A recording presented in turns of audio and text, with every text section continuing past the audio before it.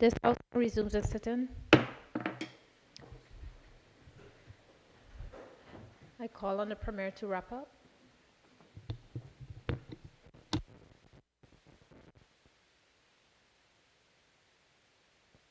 Thank you, Madam Speaker. Madam Speaker, I have the weighty task of wrapping up after what I thought was a good debate on the Constitutional Review Commission's report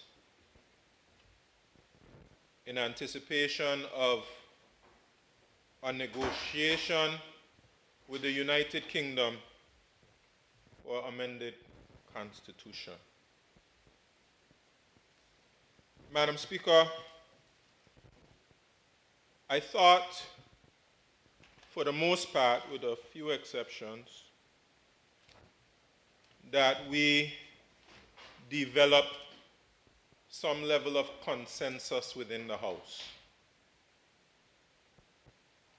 on important issues. And I think that's important.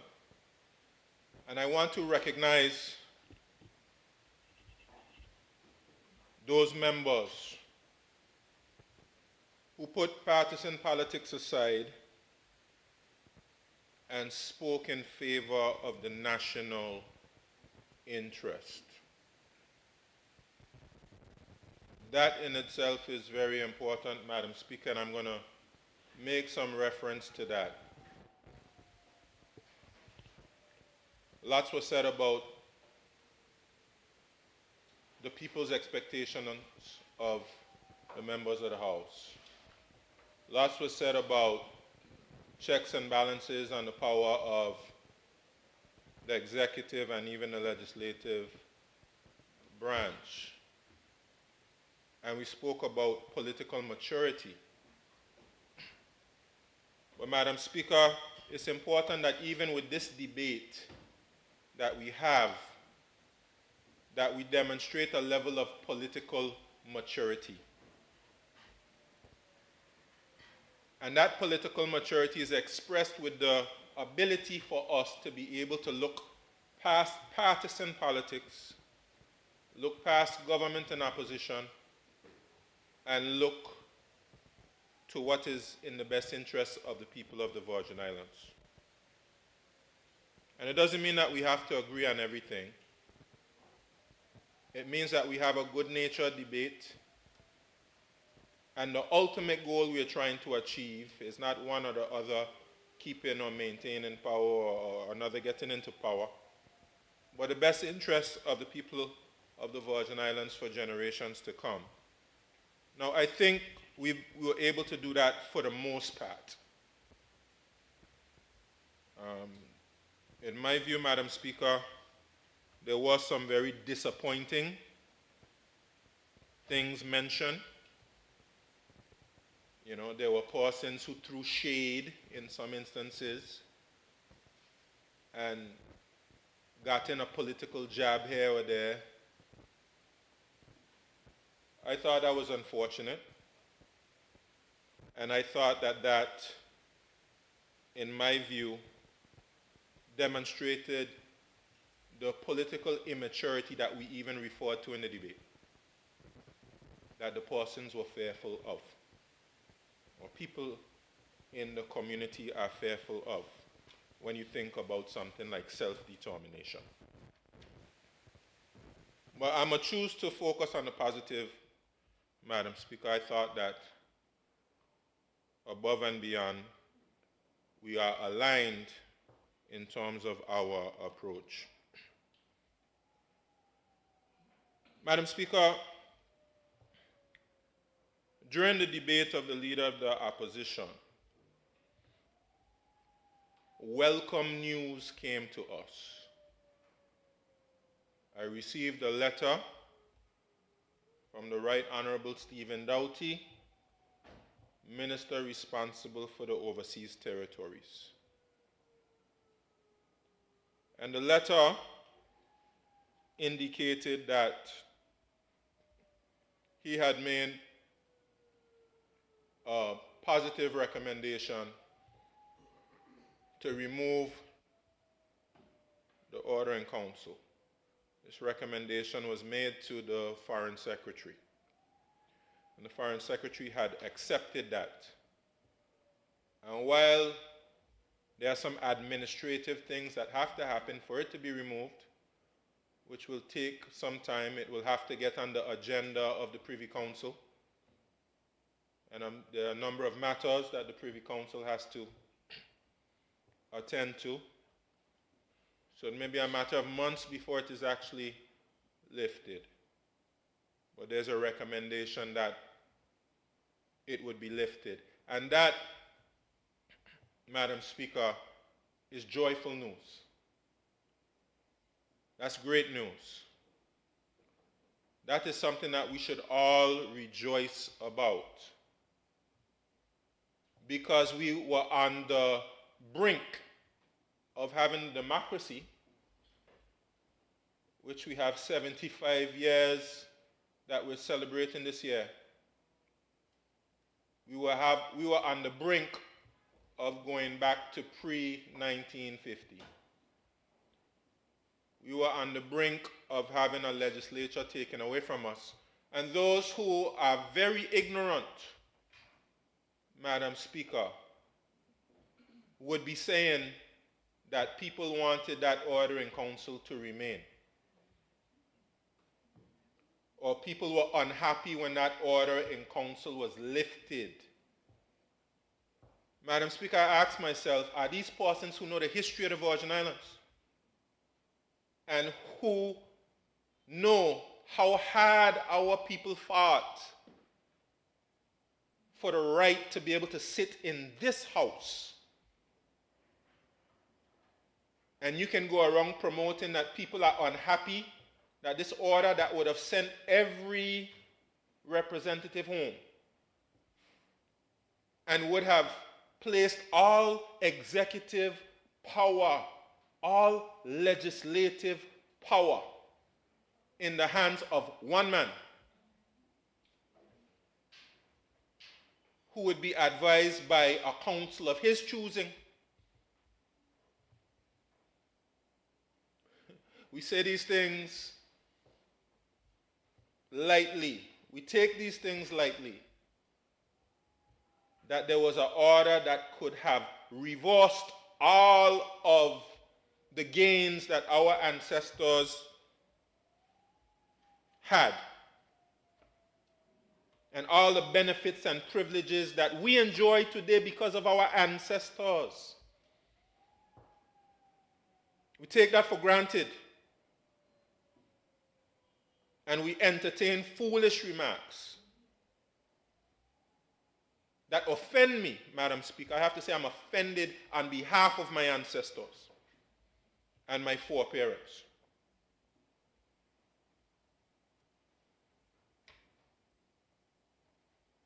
But it is a joyful day that the news came for that order to be lifted. And again, I will recognize members of the Virgin Islands Party administration and the members who are not a part of that Virgin Islands Party administration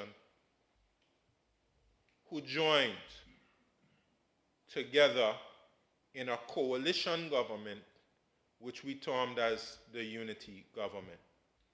That included Honorable Melvin Mitch Turnbull, Honorable Marlon Penn. I've heard some things about that unity government, that it was just an effort to keep our jobs. It was just an effort to get power. And I reject those notions. And I thought that Honorable Turnbull and Honorable Penn put country above self and joined with myself and other members of the Virgin Islands Party and we did great work together. I also recognize Honorable Fraser, because we needed to have someone in the opposition who could hold us accountable and ensure that at all times the people's interest was paramount. And of course, we continued in this administration, government and opposition, and I maintain that we did good work, ensuring that the reforms that took place were done under the principles of democracy, and that the people themselves were involved. And every step of the way, Madam Speaker, persons in the House got up and they reiterated the need to ensure that the people's interest was paramount, not just what Sir Gary Hickenbottom had to say. And while there may be things that we need to come back to this House and correct that weren't done properly during that period, by and large, I believe that the people's interest was protected. Madam Speaker, let me start with who I am. The Deputy Premier admonished me to, when I was debating, to tell people who you are.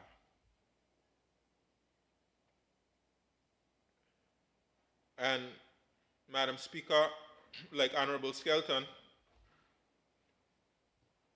my ancestors come from the Long Look plantation.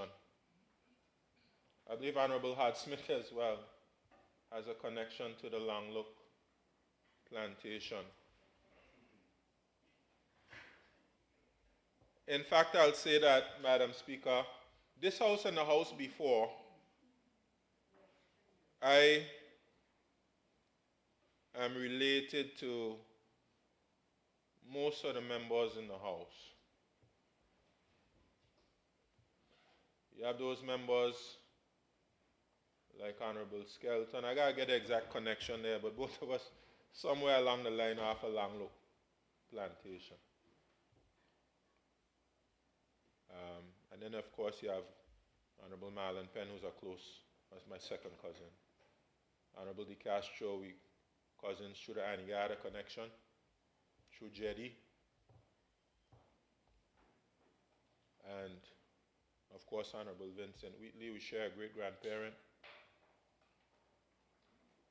or great-great-grandparent. And others. And then you have those from the West who, a lot of them related, Honorable Dawson, Honorable Turnbull, Honorable De Castro, etc. But I have an ancestry and a lineage which I am proud of.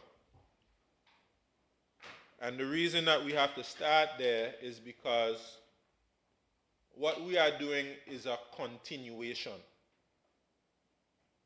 We are not here of ourselves. Even those who do not have ancestry here, or who do not have lineage here, I would hope that they would see their walk as a continuation of a journey.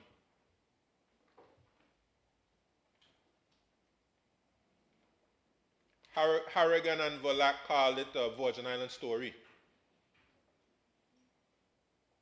The Virgin Island story started when we all got to this land. However we got here, many of us, the 5,000 or 6,000 persons who remained after slavery, got here through the slave ships. And you had other persons, because I have ancestors who are here who didn't come here on the slave ships. I have white ancestors, They got here a different way, those Wheatleys who went to Anegada. And other persons who came here various ways, they are part of the Virgin Islands story. And some persons would have joined the Virgin Islands story and the Virgin Islands journey somewhere along the line. But it's important that we see the work that we do as a continuation. And what is it that we are continuing? What is it that our ancestors have been trying to do ever since that we got to these shores? I submit to you that what we are continuing is the journey of self-determination. Now, Madam Speaker, I was quite disturbed when the leader of the opposition started speaking about the options which are available to us as we journey this road of self-determination. And actually there were accusations that persons were being miseducated. Madam Speaker, it's important for us to clarify for the people of the Virgin Islands what are the options available to us through the United Nations.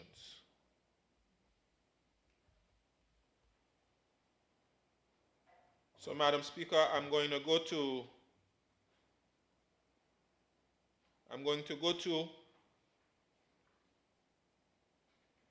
Article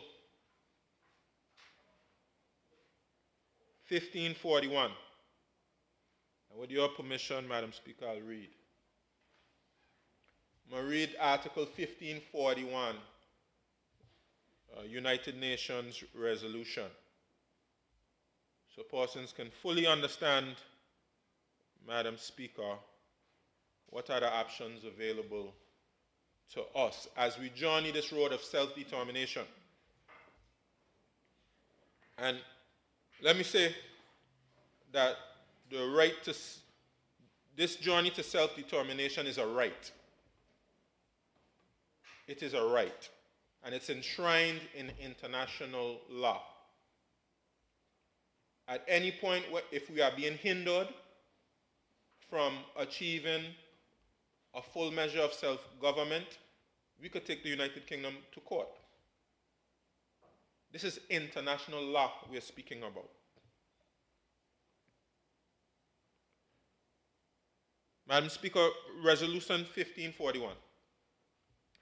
Principles which should guide members in determining whether or not an obligation exists to transmit the information called for under Article 73E of the Charter. I already read Article 73 of the UN Charter, which places our obligation on the administering powers to report on a regular basis process towards self-determination for their colonies. And important to note, Madam Speaker, the list, there's a list that exists and the Virgin Islands is on that list. And when you are removed from that list, you are only removed if you have achieved a full measure of self-governance. Now, the resolution 1541 will, in essence, explain the principles that must be achieved to be removed from the list. The General Assembly resolution states, considering the objectives set forth in Chapter 11 of the Charter of the United Nations, bearing in mind the list of factors annexed to General Assembly Resolution 742 of 27th November 1953, having examined the report of the Special Committee of Six on the transmission of information under Article 73E of the Charter, appointed under General Assembly Resolution 1467 of 12 December 1959 to study the principles which should guide members in determining whether or not an obligation exists to transmit the information called for in Article 73E of the Charter and to report on the results of its study to the Assembly at its 15th session. Expresses its appreciation of the work of the Special Committee of Six on the transmission of information under Article 73E of the Charter. 2. Approves the principles set out in Section 5, Part B of the report of the committee as amended and as they appear in the annex to the present resolution. Decides that these principles should be applied in the light of the facts and the circumstances of each case to determine whether or not an obligation exists to transmit information under Article 73E of the Charter.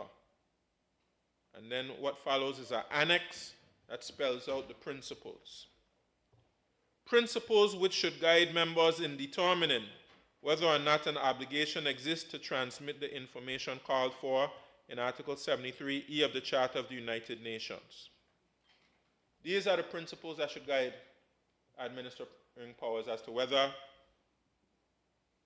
they should continue to transmit information and whether the territory should be delisted. Principle 1. The authors of the Charter of the United Nations had in mind that Chapter 11 should be applicable to territories which were then known to be of the colonial type.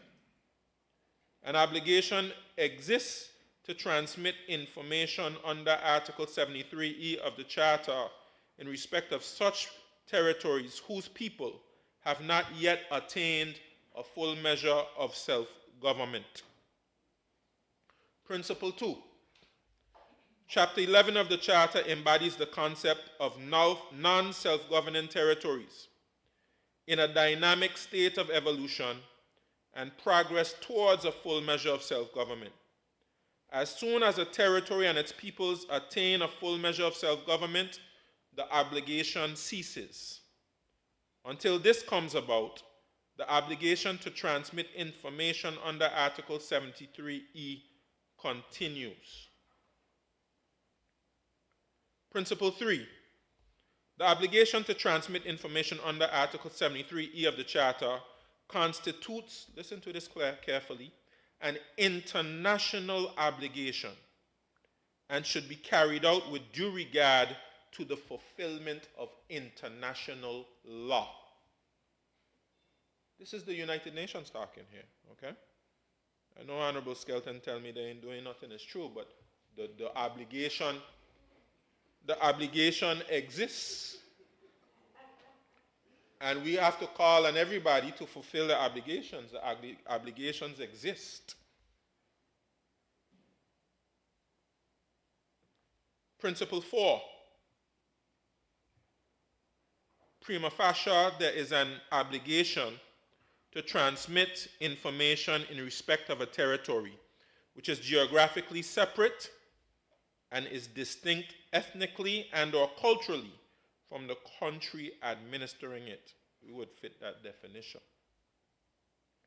Principle 5. Once it has been established that such a prima facie case of geographical and ethnical or cultural distinctness of a territory exists, other elements may then be brought into consideration. These additional elements may be inter alia of an administrative, political, juridical, economic, or historical nature. If they affect the relationship between the metropolitan state and the territory concerned in a manner which arbitrarily places the latter in a position or status of subordination. They support the presumption that there's an obligation to transmit information under Article 73E of the Charter. Let me just emphasize. There's a relationship of subordination. So under the United Nations, you can't just decide that you will remain in a state where one party is subordinate to the other. Then you would not be in compliance with international law. The subordination of one to another is important.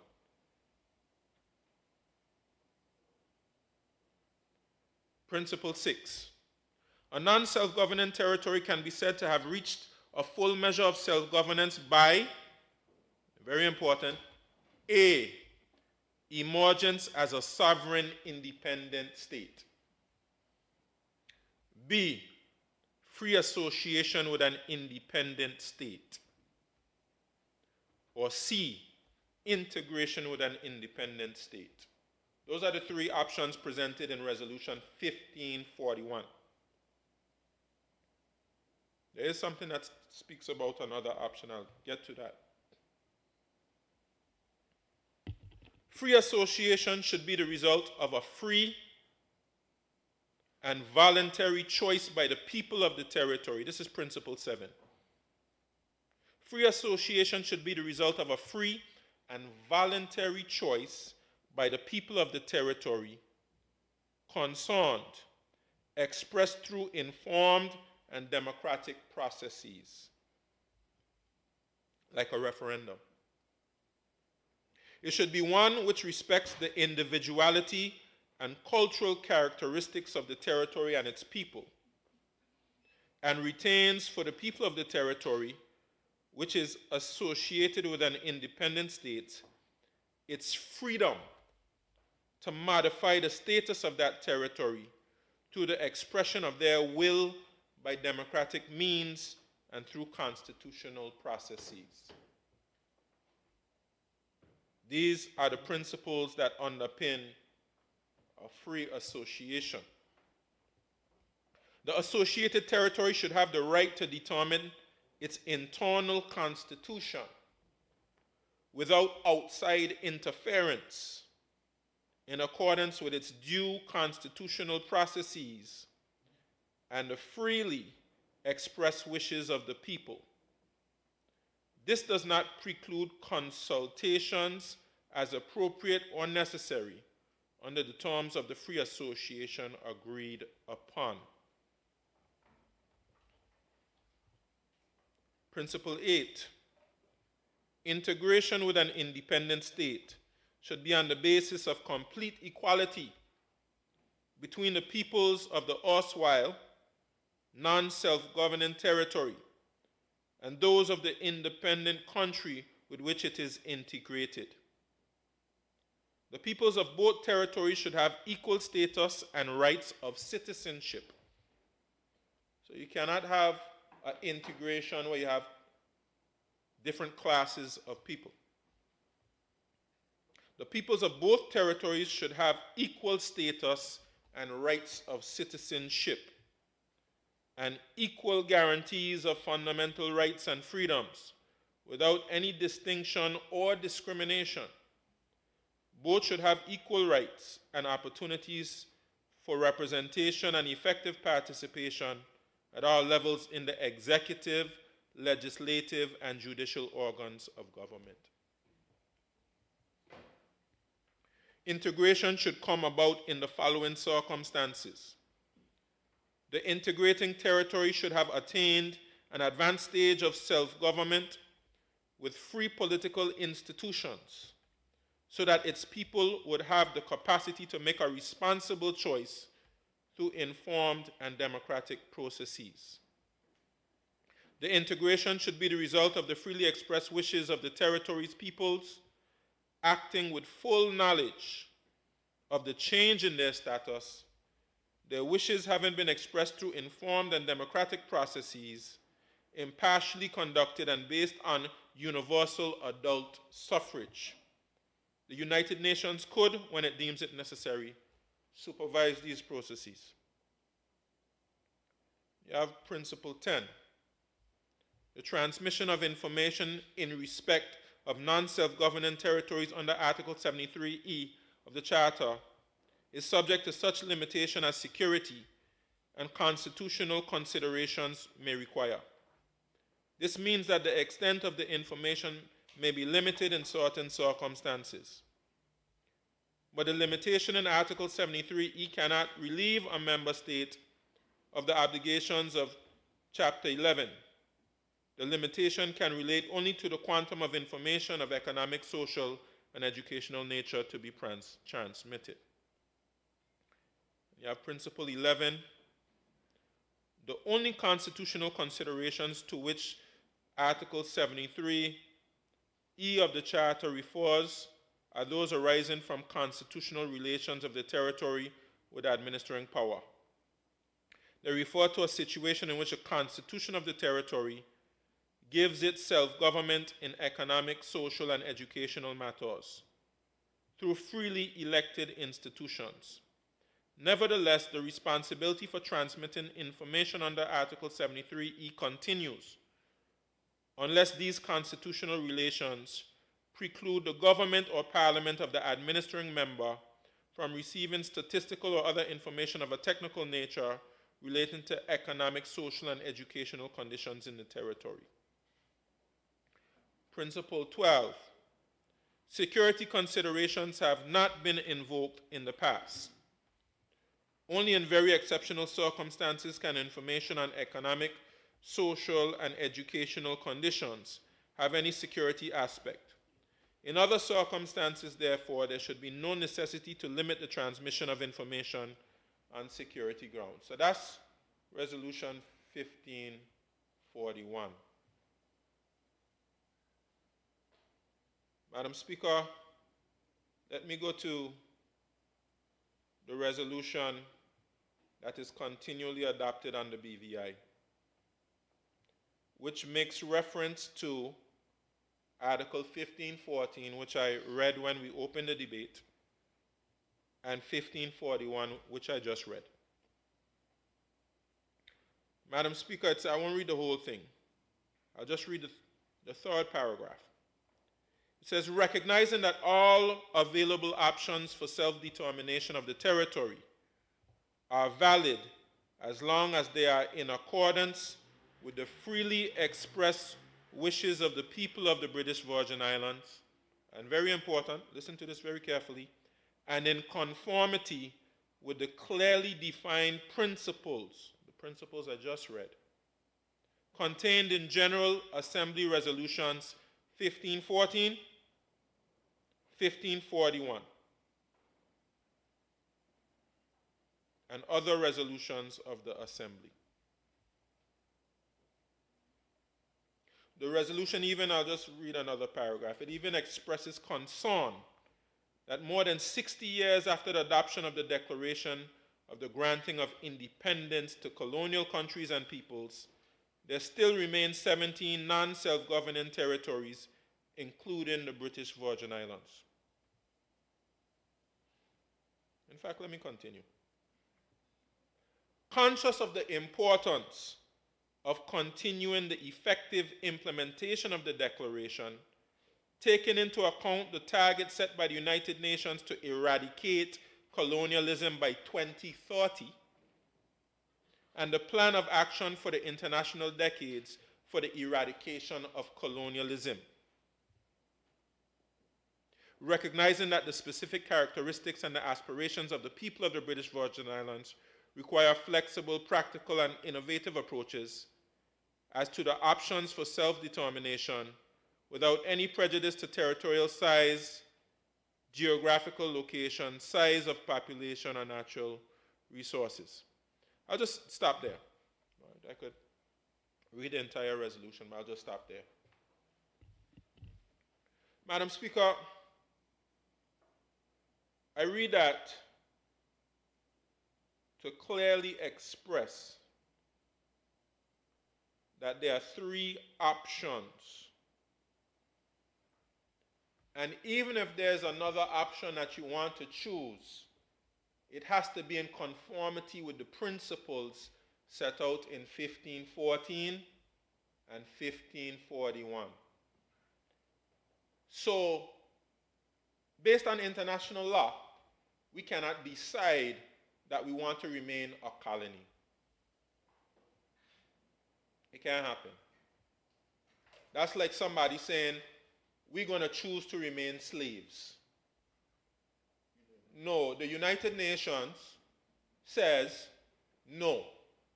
United Nations says, and all the United Nations is all the countries of the world come together, the whole world, that's what it is.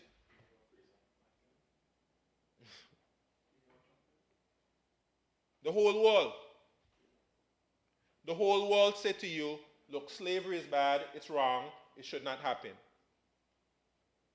So if you just happen to have somebody who say, well, you know what, we prefer slavery, we want to remain slaves. No, it can't happen. I mean, I don't know why people do that. In fact, I do know why. I do know why.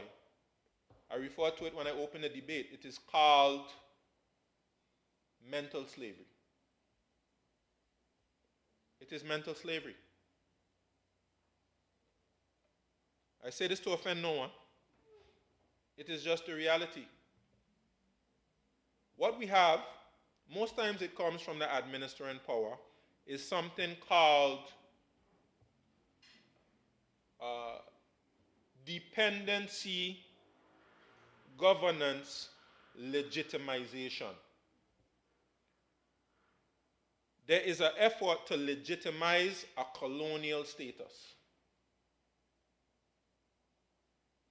But sometimes we, who have been subjected to colonial education, colonial socialization, a colonial reality, we start to repeat the same things that the persons who colonize us say. So we almost take on the brain of the colonizer. So we ourselves, and this is why when you properly colonize somebody, you don't even need to put them in chains. You don't even need to put them in chains. You know, it's like you have a goat, and you got the goat tied up so long. And even though the rope that's tying the goat ain't connected to anything at all, the goat so used to being in that particular position to just go there and stand up. Because you've done such a good job of socializing the goat just, they ain't going nowhere.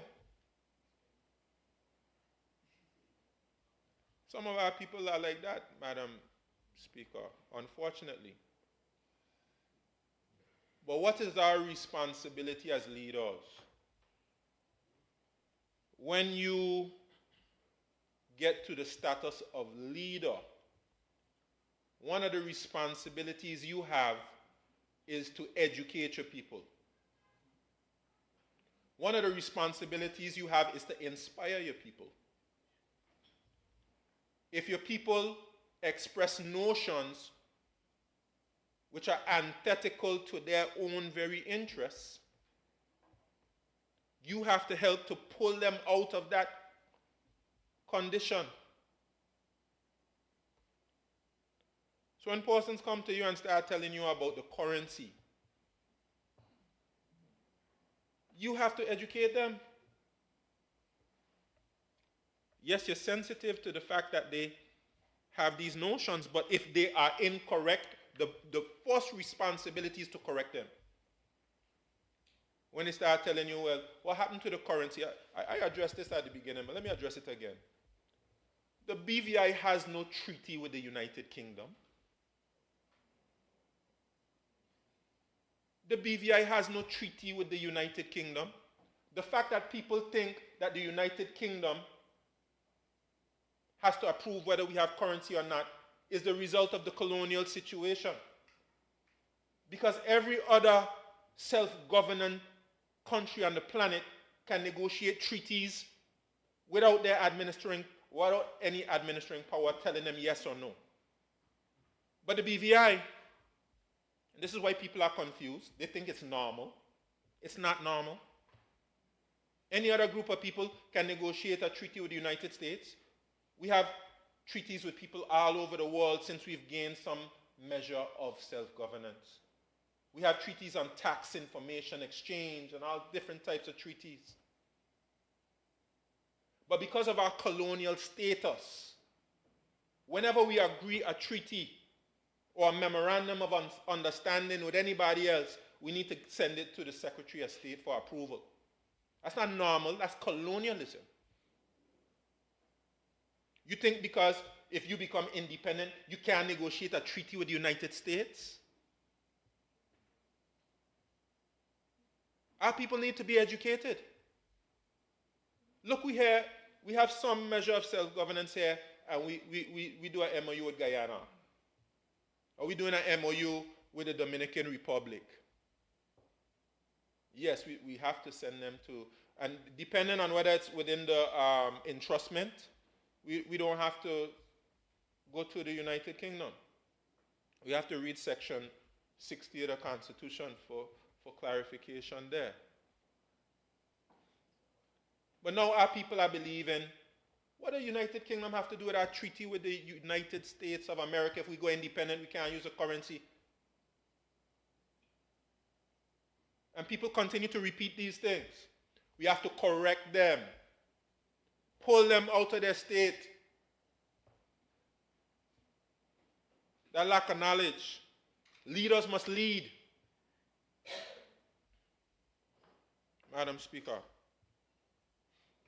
Madam Speaker, let me just read a little bit from Carlisle Corbyn's report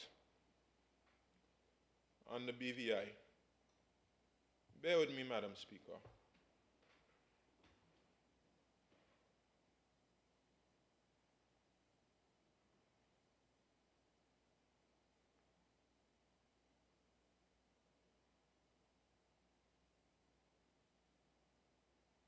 It's a long report. People just need to read it for themselves.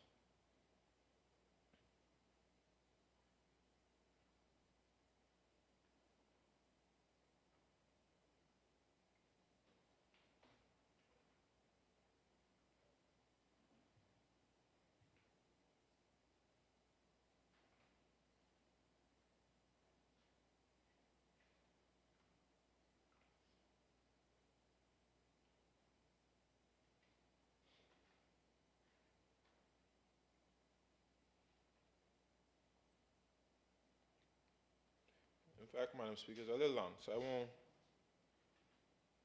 won't go into it. But let me advise persons to read Carlisle Corbyn's report, Self-Governance Assessment of the British Virgin Islands, so that persons can educate themselves about the mandate. There is a mandate to decolonize. He spells it out very clearly, goes through all the different resolutions, he goes through all the different reports, and he will tell you, if you have another option besides integration, free association, independence, if there are any other options, it has to conform to those principles, and one cannot be subordinate to another. It cannot put you into a condition of colonialism. Let's say you come up with something else. Let's say you're part of a federated state. You had West Indies Federation, which was a federated state. Perhaps maybe that can be an option. That could be an additional option besides what it is we said. And Madam Speaker, I'm going to share more information on these reports because it's important. Madam Speaker, what I will do now, having dealt with the point of self-determination, what I'm going to do now is I'll comment on some of the things that members have been speaking about over the course of their debates. And again, I want to say that members have done an excellent job in illuminating some of the things. And I won't comment on every aspect that persons have commented on, but I do have some comments on a few of them. Recommendation number 1 speaks about transparency and public consultation. Let me say here, Madam Speaker,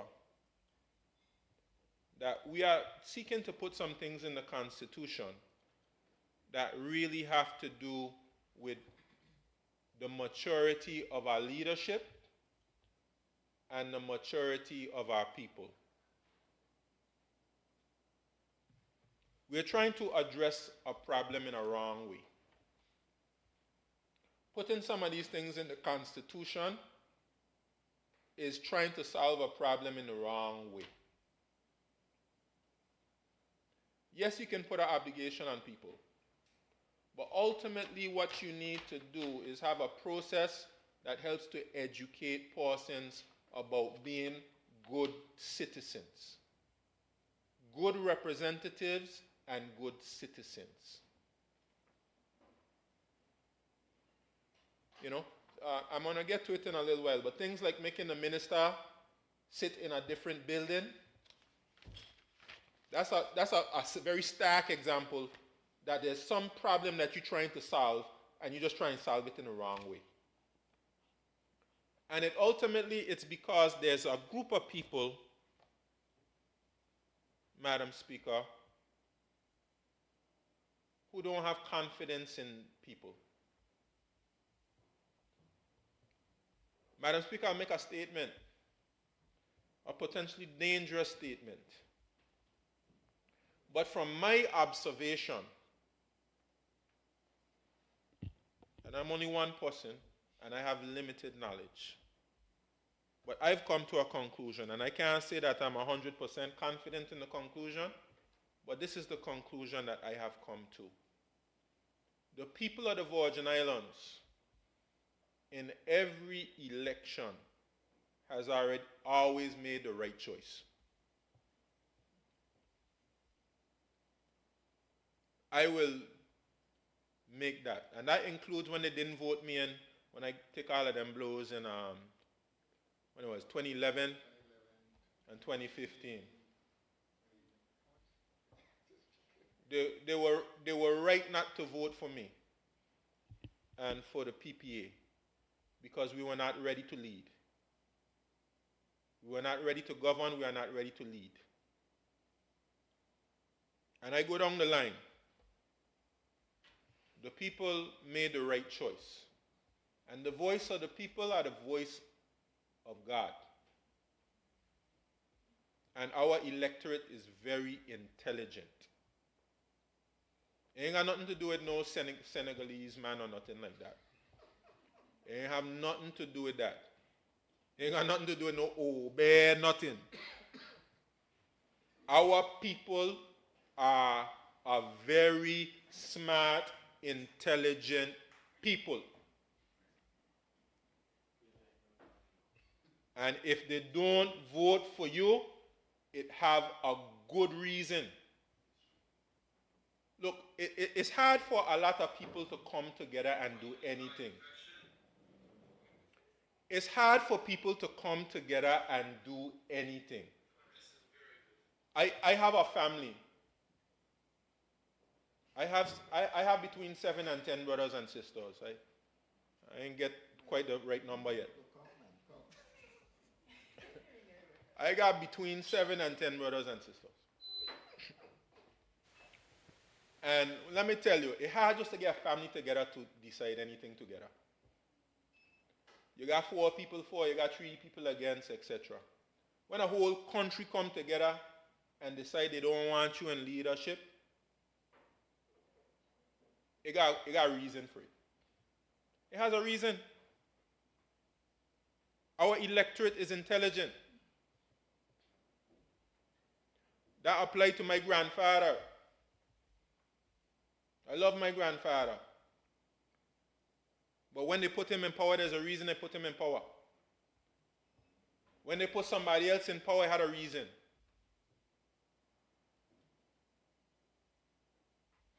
He came back, he ran again at large. They didn't choose him. They didn't choose him for a reason. Our people are intelligent. And some people don't have confidence in the people. I was talking to somebody the other day, and they were telling me, oh, you're going to get voted out. And I said to them, Madam Speaker, well, the people will decide that. It wouldn't be you. It's going to be the people.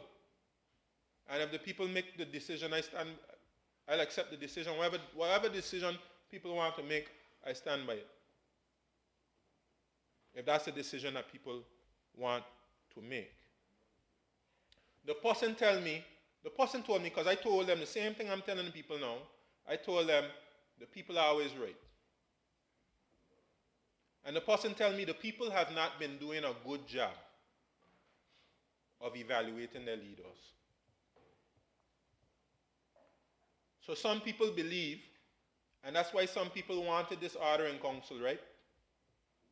Because they figure, well, the people ain't doing a good job of selecting leaders. So maybe if we get rid of all of them and we let the governor choose some people, I could go talk to the governor, because me and the governor get along well, and he will put me on this administrative council. They'll put me on this administrative, or you know what? Sound familiar, right? They'll put me on this little administrative council, and we could finally get a country running properly. Because if I try to run, I can't win.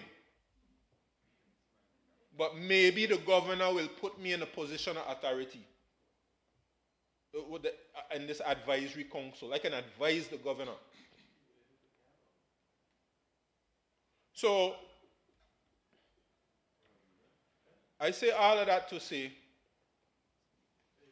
that the people are intelligent, and the people know why they vote, however they vote, and we need to stop trying to solve problems in the wrong way. So we have a lot of things in here, trying to solve a problem by putting it in the Constitution, and it doesn't belong there. It just means that we have to do more work in building our democracy and educating people. The information that people make decisions based on the information that they have. So if they don't know something, it's because we haven't done a good enough job of giving them the information. And I agree with this concept of transparency and public consultation. But that is the result of a mature leadership. A mature leadership. Madam Speaker, junior ministers. Madam Speaker, I won't stay too long on it. But I've heard what has been said about junior ministers. And the Constitutional Review Commission say that they should not be increased. I disagree. And I agree with, I think it was Honorable Dawson who stated that they shouldn't necessarily just be tied to the Premier. I agree. Madam Speaker, the junior ministers have been given constitutional authority through that 2015 amendment to our Constitution to direct and control departments of government. The Constitution has already given them authority to do these things.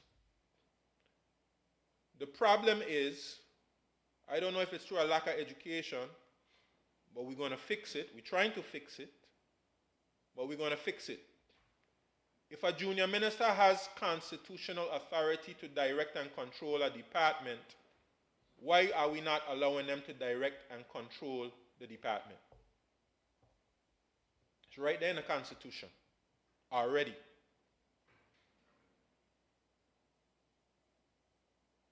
So the problem isn't necessarily with the Constitution.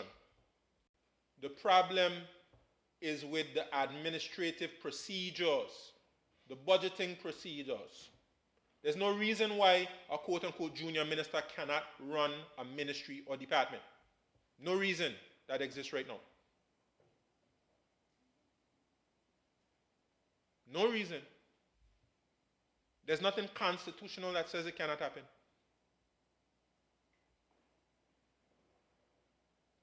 So, I wish I had another junior ministry. I mean, I see you there looking at me. Humble, if we had that extra one, we could have walked up now. Don't look at me like that, leader of the opposition. I'm being very transparent. So we're limited to 2. I wish I had more. I'll just give you a good example reason. Agriculture and fisheries needs its own junior ministry. And if I have a junior minister, I don't need to be involved. How is it supposed to work? This is how it's supposed to work, Madam Speaker. You have, I'll just give the United Kingdom as an example. Every minister under the Foreign Secretary is a junior minister. We don't call them that. The Foreign Secretary has a number of ministers reporting to the Foreign Secretary. All of them run their section. The Foreign Secretary don't try to get involved in overseas territory, anything. They let Stephen Doughty run that part. Then they have another one running the Africa part. Another one running the America part. Now, if the foreign minister have to run all of these different things, it defeats the purpose of having a minister working for them. Foreign minister would meet with all the ministries at some point.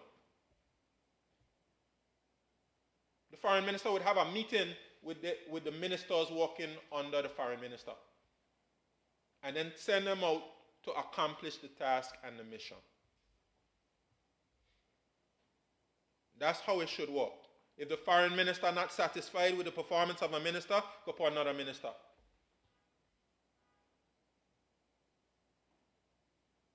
All this thing about junior minister can't talk to this staff member, that staff member. Junior minister can't have private secretary, permanent secretary. Junior minister can have anything they want.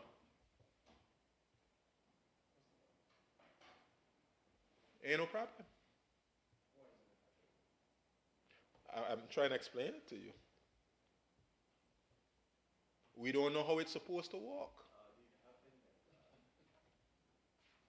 That's why it's happening. We don't know how it's supposed to work. So, I say a lot to say, it's a lot of work in government. I can count to you all of the different portfolios that I have. Agriculture, fisheries, immigration, customs, culture, tourism, financial services, shipping registry, labor. No. If we want to be efficient and effective, the Premier shouldn't have one portfolio. The leader of the country should be managing his ministers. And let the ministers go out there and do the work. Because if you're involved in every single thing, you can't see the overall big picture. And you can't hold persons properly accountable. So that has to be fixed. But we need the ability to appoint more junior ministers, if necessary. Now, if you are like situation we have now where you have a big opposition, you may not have the people, but if I had the people, I should have the ability to be able to give them some work to do to take the load off other people's shoulders. So we can have more efficient, more effective governance. Because guess what? Yes, being a representative of persons is extremely important and necessary in the system. But if you have backbenchers, and it was brought up before, especially backbenchers who are at-large members, you could put some work in their hands. You could put some work in their hands, and even district representatives. They're talented, they have ability, they have experience, put some work in their hands. So the only thing, Madam Speaker, that I would say needs to be changed here is that we need more. We need to change the name. The reason why we need to change the name is because it contributes to the misunderstanding of the position. Change the name and give us the ability to have more of them. Bicameralism. Deputy Premier, I thought, made a great case for bicameralism. And I agree with Honorable Skelton when he says that, it's something that needs to be fleshed out properly. And I think we need the ability to be able to do it. Maybe through law, perhaps, I'm not sure. I have to speak to the legal fraternity, the Attorney General and others about that. But I believe we need to have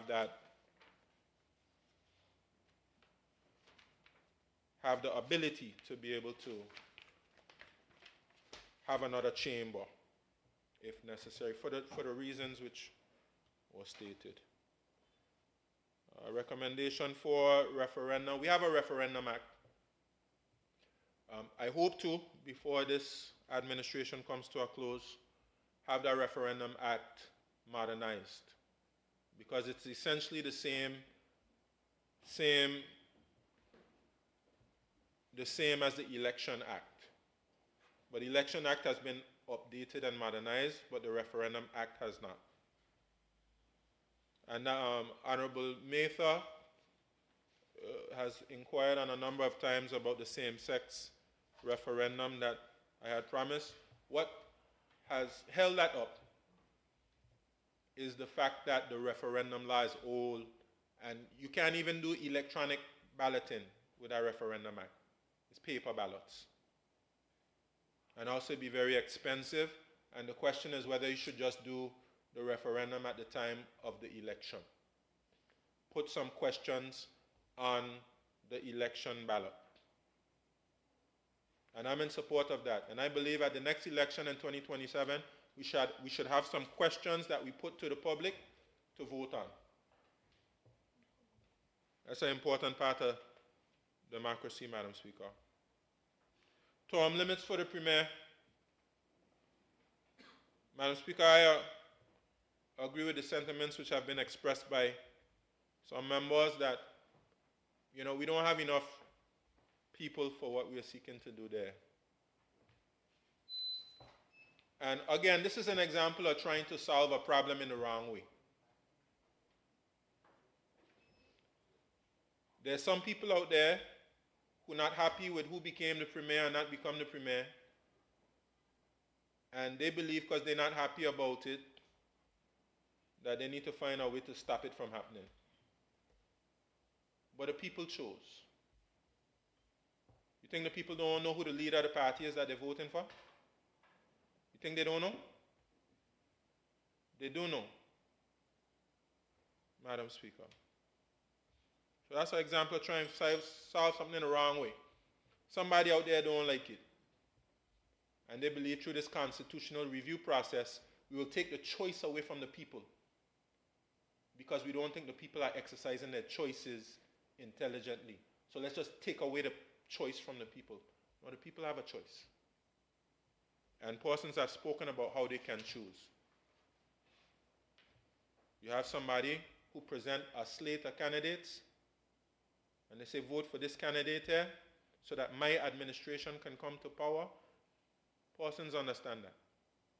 And if they don't want your administration come to power, they don't have to vote for that person on the slate. Recall provisions for elected officials. Madam Speaker, if you want to be able to govern properly, you can't have an election every second. 4 years is already a short period of time.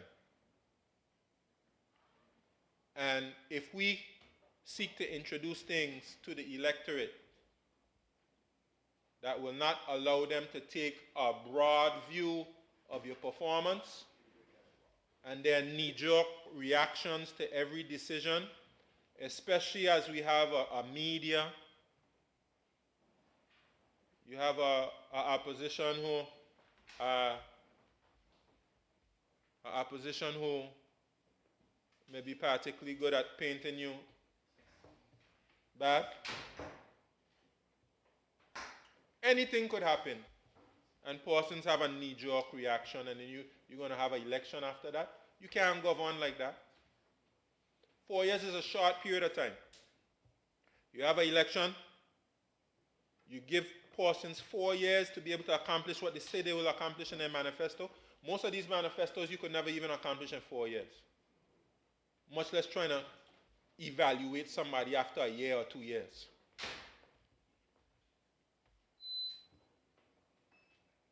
Wait 4 years and then make a decision whether you want to continue or whether you want to go in a different direction.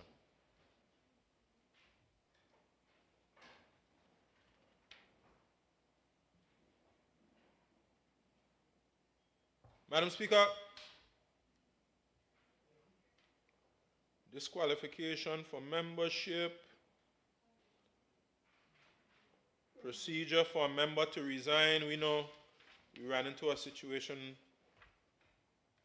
with then Honorable Vanterpool, so that's why that is in there. I agree with what's there. Direct election of the Premier and revision of at-large system. Persons have spoken about this and why it can't work. I agree. Let me say a little something about this, Madam Speaker.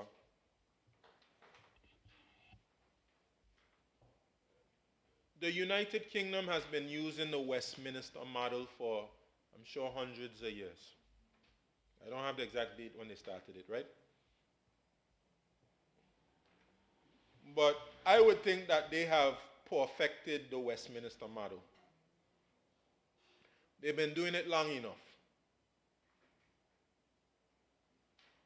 And they do it in this particular way. Majority, the party that wins the majority seats, the leader of that party is the leader of the government. So if you want to do the Westminster model, look at what the United Kingdom does. Now, if you want to do a presidential model, just do a presidential model. But trying to mix a presidential model and a Westminster model doesn't work. If persons want to vote directly for the leader of government, you have to introduce a presidential model.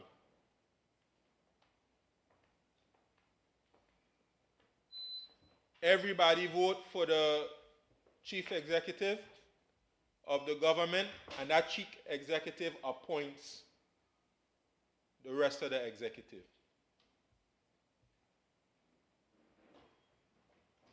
What is here cannot work. So we just have to decide what kind of model. And you know, when you're independent, you can make those type of choices. You don't like the Westminster model, you want to come with a presidential model, you can make that choice. But trying to mix the presidential and the Westminster just can't work. Fixed House of Assembly schedule. I'm only concerned about the practicality of that.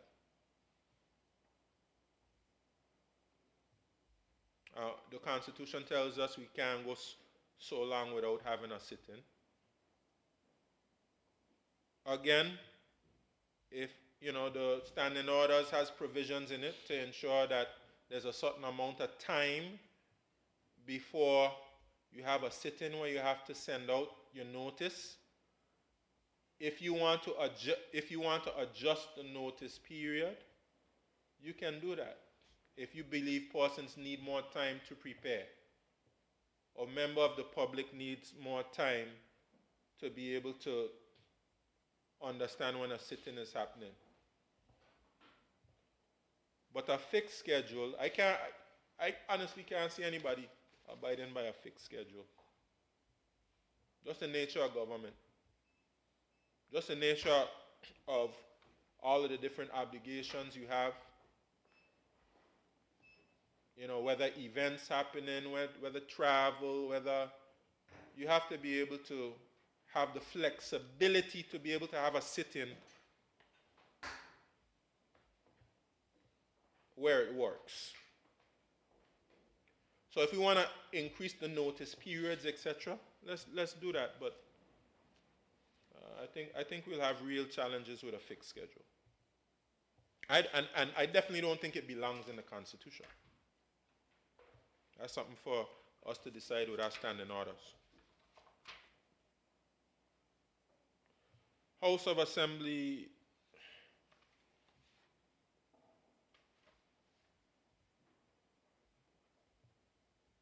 direct voting for ministers, or we've spoken about that.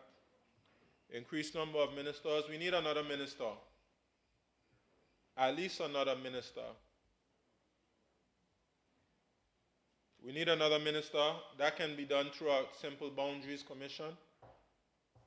And I think members of the House, we have to have a discussion about it, because I think we should consider having a boundaries commission ahead of the next constitution. And I would vote for Anigada and Jasmine Dyke having their own representative. I've been back and forth with it in my mind, because of course persons bring up the fact that you have small populations, but just for the sake of equity. Their demands are higher than regular districts. Yeah, the sake of equity. I believe we should have a boundaries commission. I don't think it should necessarily have to do with numbers in a district. It should have to do with how remote these jurisdictions are and their increased need for representation due to their remoteness.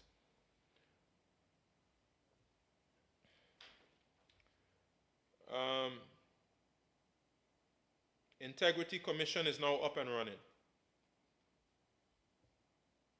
And I don't think that needs to be in the Constitution, but it's already there in law. Contractor General doesn't need to be in the Constitution, it's already there in law. The question is whether it was needed at the time, because of course the Auditor General can perform that function as it pertains to contracts or someone within the Auditor General's office. And the question is, when we create all of these different offices, they have to be funded. And it can get very expensive. I'm not saying it's not something that can add value by making the work of the Auditor General easier, by being able to divide that responsibility. But for me, this is more a question of practicality and the allocation of resources. You have a complaints commissioner, contractor general, you have a whistleblower, you have all of these different things. Administratively, it gets very expensive. Human Rights Commission, that came up. Madam Speaker, before this administration comes to an end, we will have a Human Rights Commission. And persons would have seen that we have a draft bill. And the Deputy Governor's office has been going around with it When it comes to the House, Madam Speaker, we have to change the responsibility for that. The governor has special responsibilities, very clearly set out. I don't see human rights as his special responsibility. And I'm not sure why we keep putting things like human rights under the United Kingdom. You know, colonialism is against my human rights. You put the people who've taken away my human rights over my human rights. That makes any sense?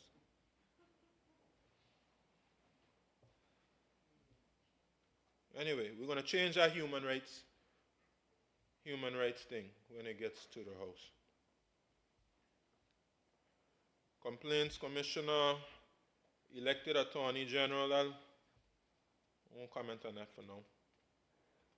Elections and Boundaries Commission, as I said, we need to have one of those before 2027. Powers that need to be resolved to the governor, I already said very clearly to you. Those areas that have been delegated should be devolved, like, you know, aspects of our international relations, external affairs. Those should be devolved rather than just delegated. Responsibility for the civil service should come to the Premier, most likely, and be under a cabinet secretary, most likely.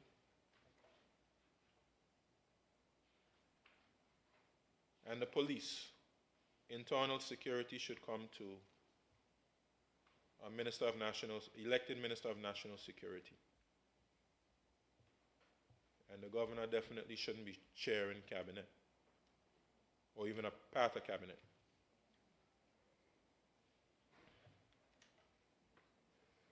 Regulation of campaign finances.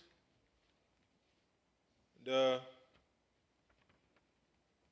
Elections Act, which will be coming to the House, will deal with that. Most likely that will be done by regulation. Constitutional consideration for statutory boards. I'll say the Constitutional Review Commission did a good job of rejecting that. Statutory Board Commission, I think they were, so Gary Hickenbottom was contemplating like something similar to like a public service commission,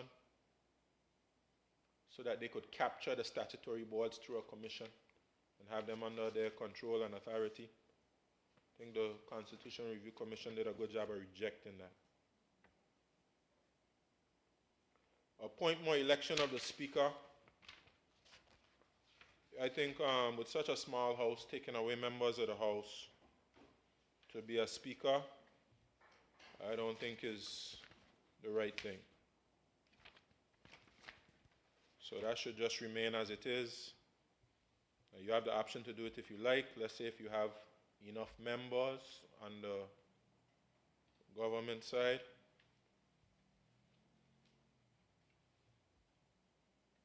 You can do that. That's an option.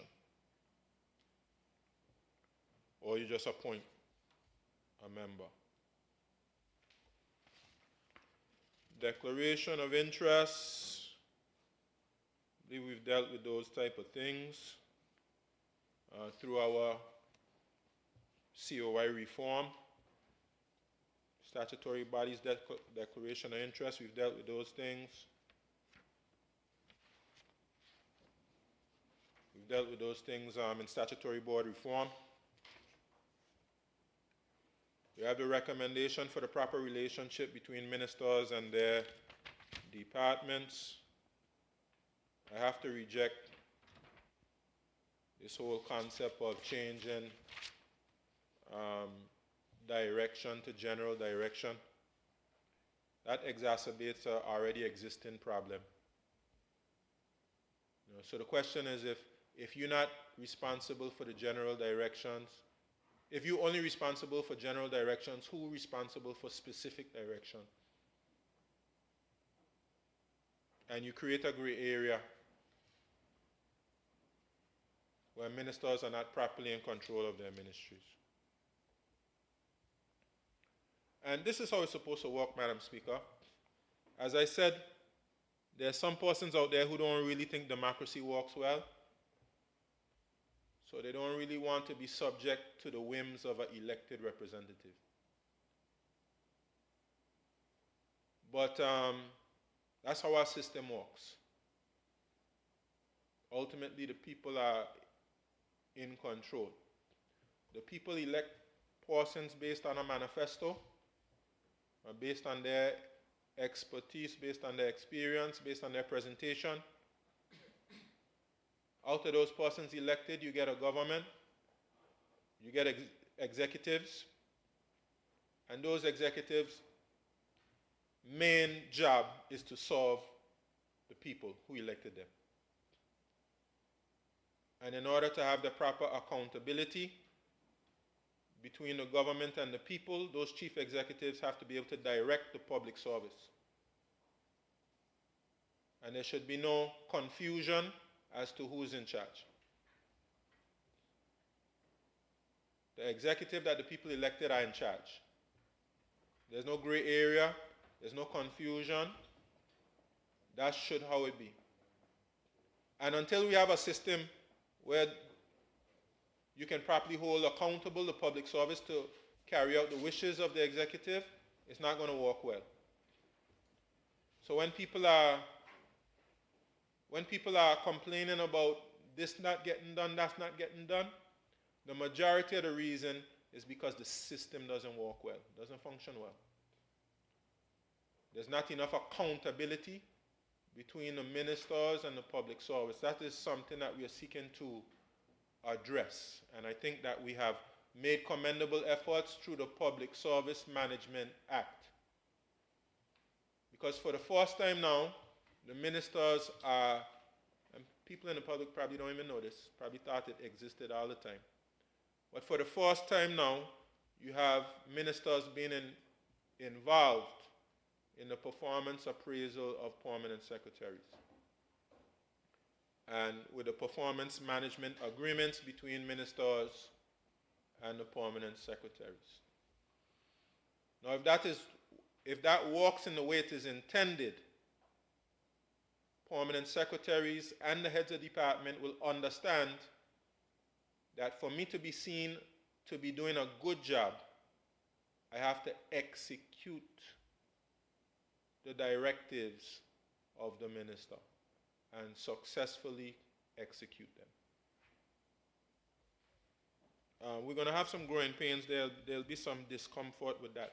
But ultimately, that's the way it's supposed to function. That's how it functions in other places. It certainly functions in the United Kingdom that way, which is our administering power. This whole idea of ministers sitting in another building and responsible for general control. We are trying to solve a problem. We're trying to solve a problem in the wrong way. The way you solve that problem is by having strong laws and policies. You have an integrity commission.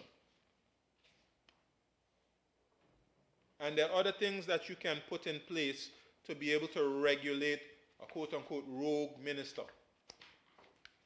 Put those things in place instead of telling the minister to go sit down the road someplace, away from everybody else.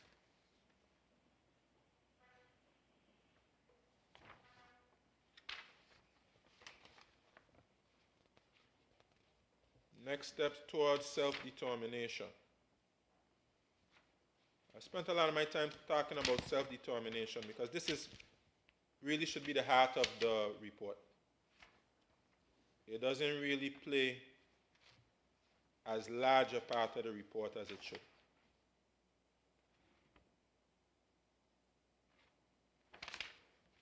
We should decide on a date for a referendum and put it in the Constitution. And we should set up a decolonization commission and charge them with the responsibility to educate the public leading up to that referendum. And this constitution that we're looking for should give us full internal self-government.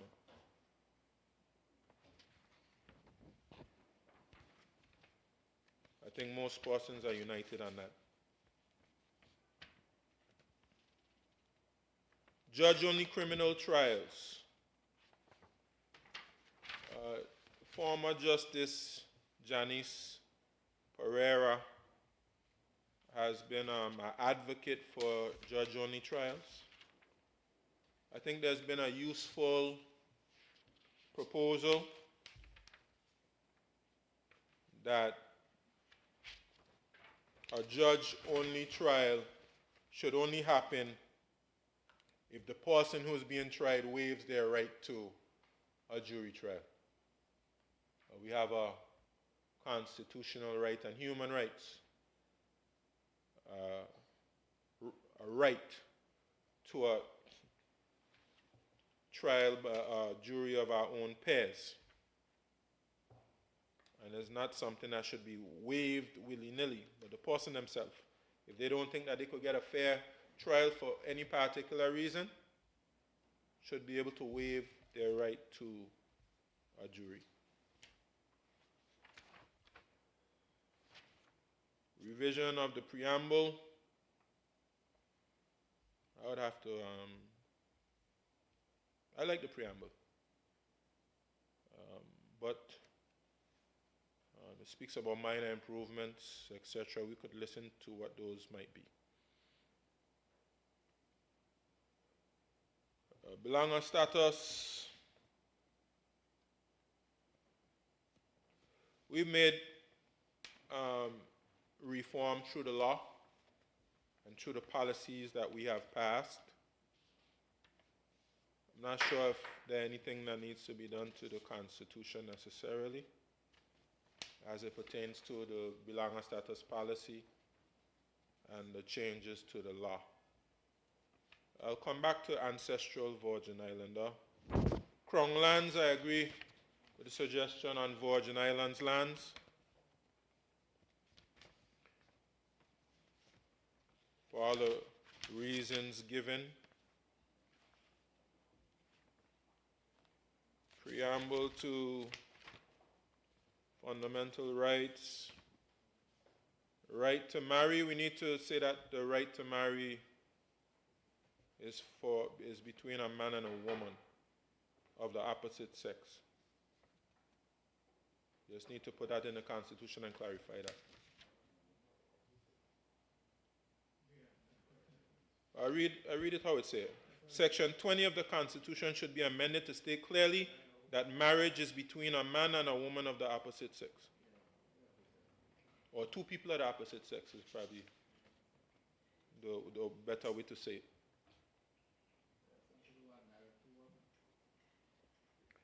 Freedom of expression and freedom of assembly.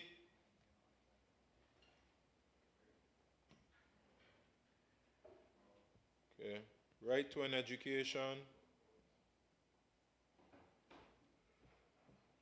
Those we can talk about in committee. Right to education, special needs children and persons. We could talk about those in committee. Human rights protection for the elderly, of course. Right to fish and farm.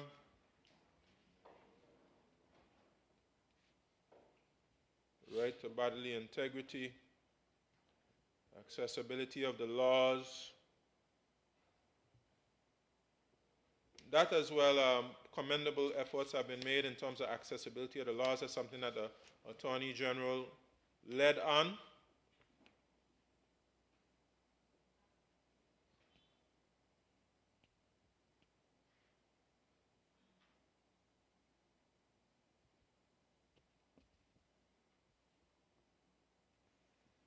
Cabinet and cabinet reform. I spoke about that in the opening, Madam Speaker. I won't say too much more except to say that we don't have a proper cabinet system.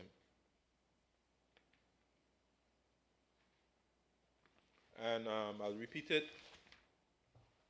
I'll say it a little differently than I said it before. That position of deputy governor, in the next constitution, it won't be necessary.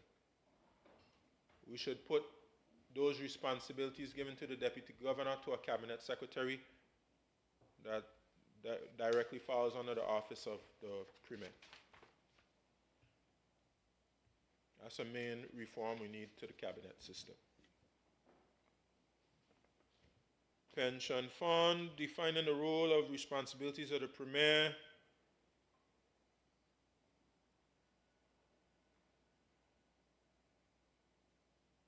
So this is another example, right? The Constitution should be amended by adding a provision to Section 52, stipulating that in exercise of his or her functions under the Constitution, the Premier shall exercise those functions in the best interest of the territory. I mean, you could put it if you want, right? But if you are not electing a Premier who is going to act in the best interest of the territory, you might as well just give up the whole exercise. You know, and that's another example of me saying that we're trying to solve something in the wrong way. You know, what you want to do is ensure that there's a high level of political education and maturation.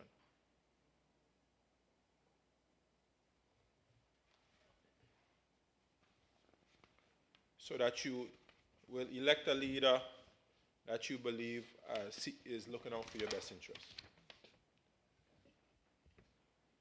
A fixed date for election. I'm not a fan of that. Let me say I've gone back and forth in my mind about it. But I think after going back and forth, I prefer that you call an election.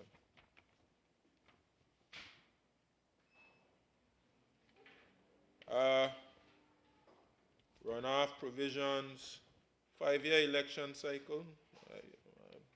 We could talk about that in committee.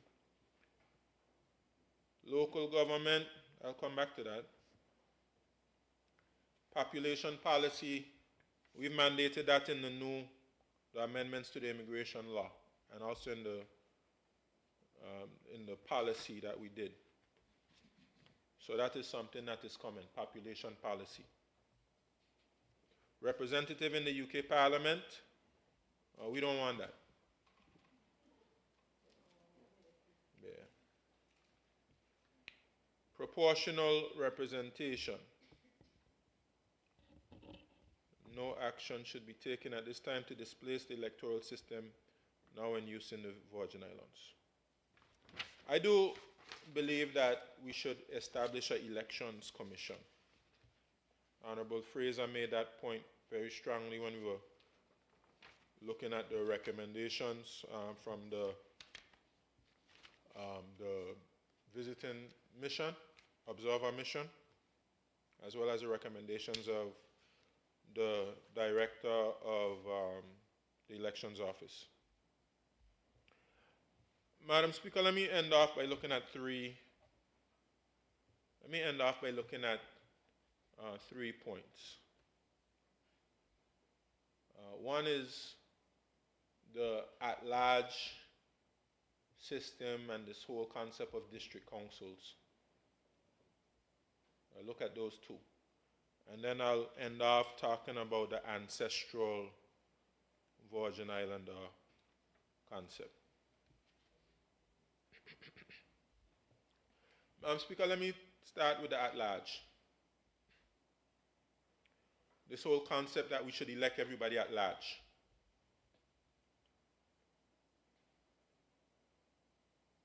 We're trying to solve a problem,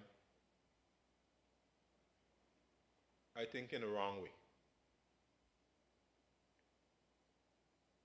This proposal assumes that if you're a district representative, you cannot have a territorial vision.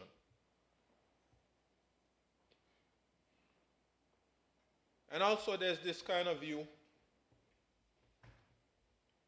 that this certain district is so foolish to keep electing this individual. And all you have to do is get, if it's 700 people, you just got to get 351. And then he could run the whole country. And then the whole country have to be subjected to his parochial, narrow-minded thinking. But I see it differently, Madam Speaker. Lavity Stout came from a district. I don't know what the voting list was at that time. You know, Honorable Fraser, Honorable Skelton, and Honorable Smith will have to tell me what the list looked like at that time. But Lavity Stout is one of the leaders, I think, who are models of how you can balance the needs of a district while still thinking a broader territory-wide scale. And there have been others who were elected in a district, but they were focused on progress on a national level. And I would submit to you that all representatives, whether district or at large, must be focused on national progress, because you will not truly see progress in districts without institutions that will promote national progress. I'll just give you an example. A district might have unemployment. You cannot solve that unemployment problem with district thinking. To solve that challenge, you need an overall approach. You need to look at the overall economy, the performance of the economy, performance of tourism, performance of financial services,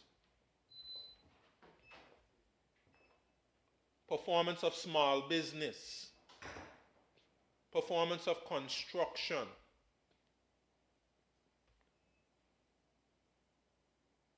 You're not going to solve any problems in the district. The district might have homelessness or poverty. You're not going to solve that outside of whatever strategy, national strategy you have. You have certain peculiarities in different districts in terms of how you apply certain things.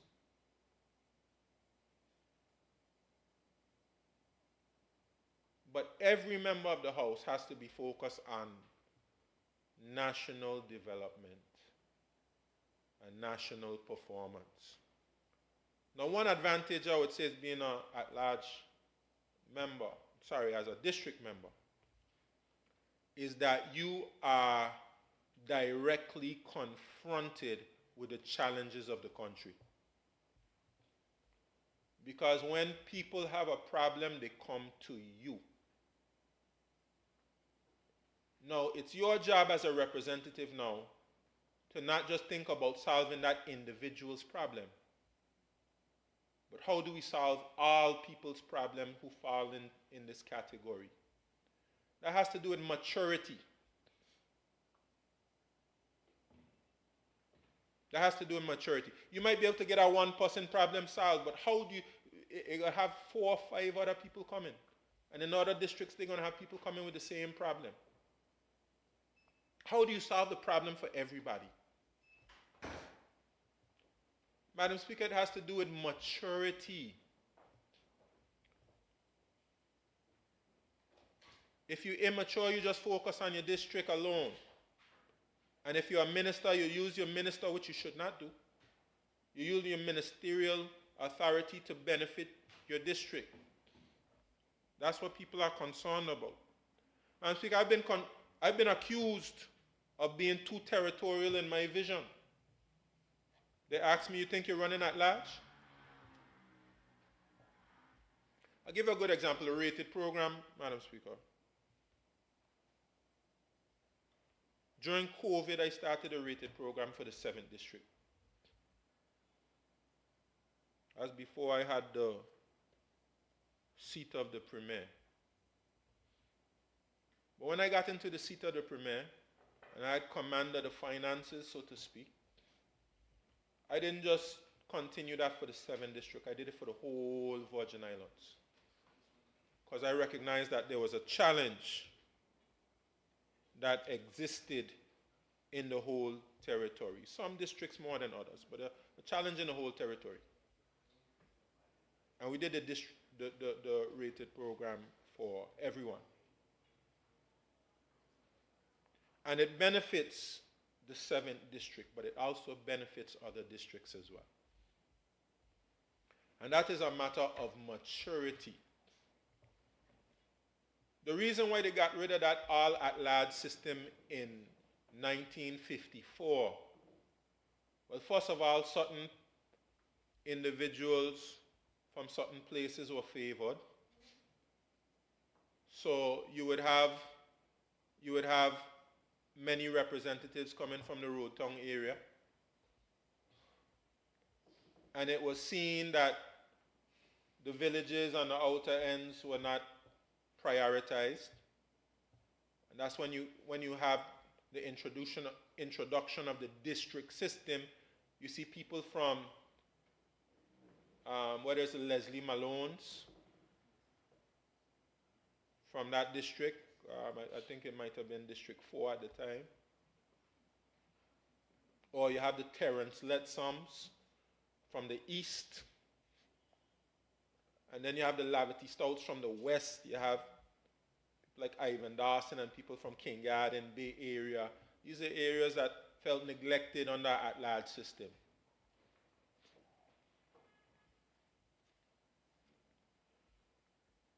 So you don't want to lose that direct connection with the legislators, with the people, because we are here to serve the people. So legislators must have different regular contact with people in their communities where they live. That's important. And that's why I believe Lavity Stout was a great leader. He was able to balance upliftment of a district with a national vision. So, in terms of making the at-large work better, at-large system work better, I think the at-large has to work very closely with districts. I don't think we quite have it right yet. A district has 5 representatives. And we need the at-large. The person speak about at-large getting money to do projects. Let me just speak a little bit about that very quickly. I think what persons are understanding is district representatives don't get money to do projects. That money is for the district, it's not for the representative. And the person who makes the decisions on those projects is the Minister of Communications and Works. Now, just the same way the Minister of Communications and Works can be advocated to by a district representative, at-large can do the same. At-large can do the same. So this whole concept of district representatives doing projects is a notion that we should not promote. That's not how it should work.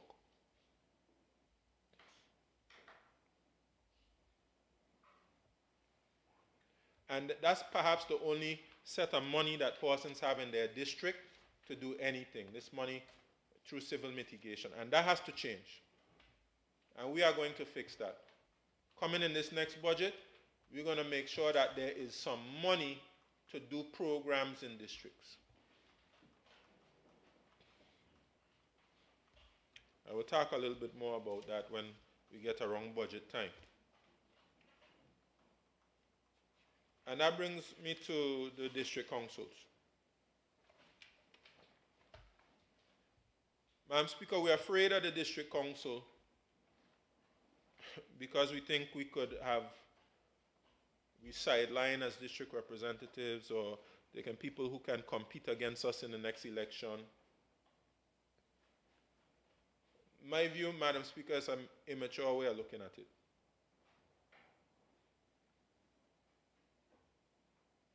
you have to have a mechanism in place, Madam Speaker, that those persons who are members of the district are able to cooperate in the upliftment of the district. And the district council should not sideline representatives. So from a structural standpoint, we have to ensure that does not happen. But our council should give persons the opportunity in a formal way to participate in the upliftment of their district. And it is only this whole parochial, narrow-minded concept that we must protect our own position that motivates us to reject a district council. And that's the same maturity that we're referring to. Immaturity that we're referring to. Madam Speaker, let me end off speaking about Ancestral Virgin Islander. And let me even reference section 65(2) of the Constitution, Madam Speaker.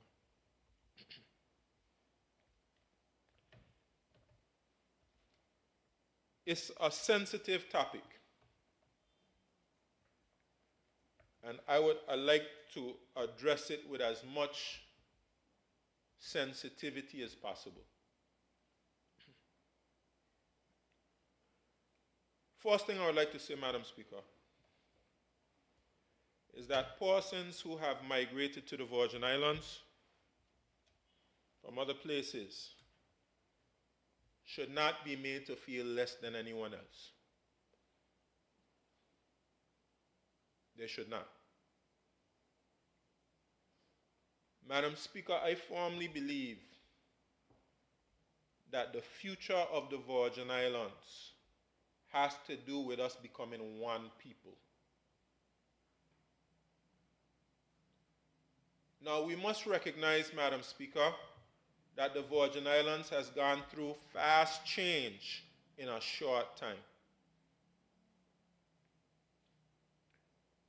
I often say, and persons don't understand, that when my parents were born,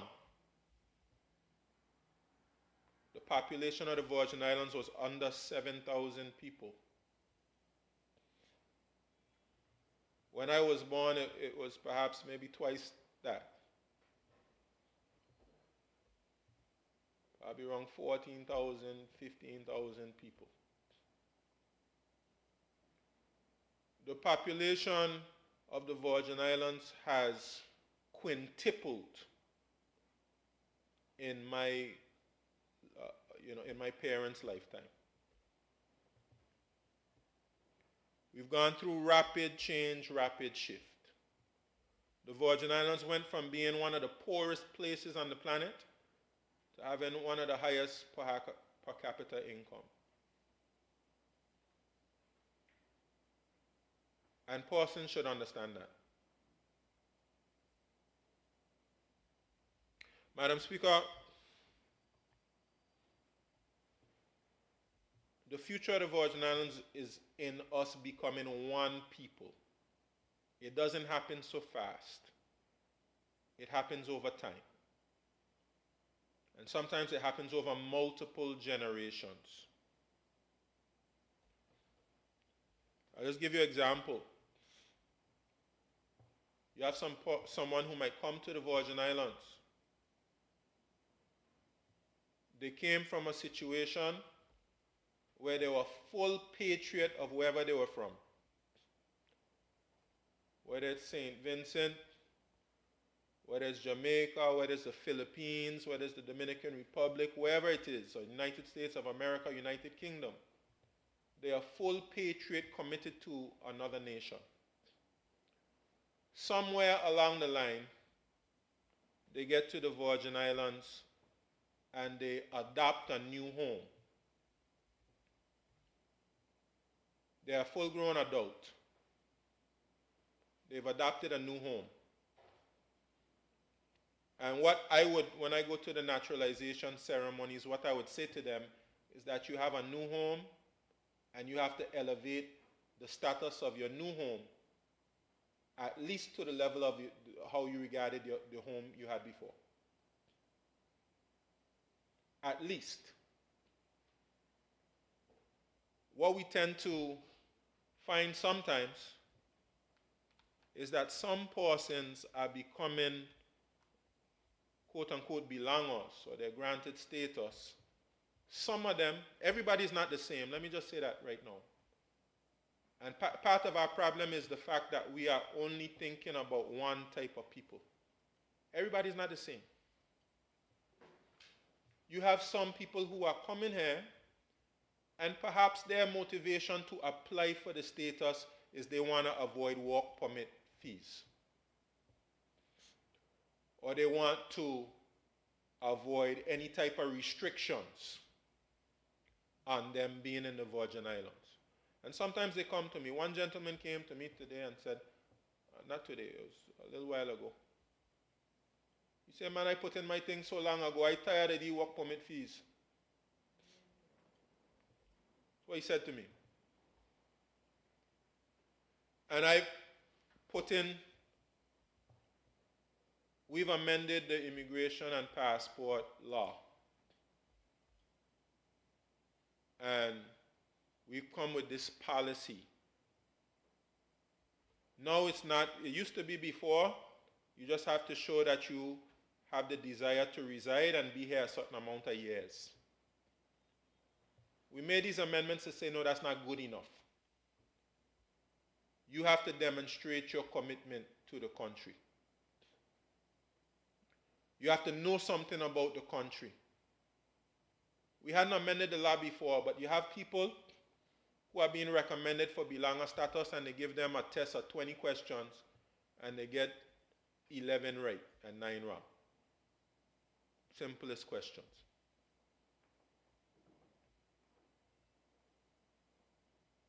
And we see that we had a process that persons were just here, and it was just mainly about the amount of time they had been here.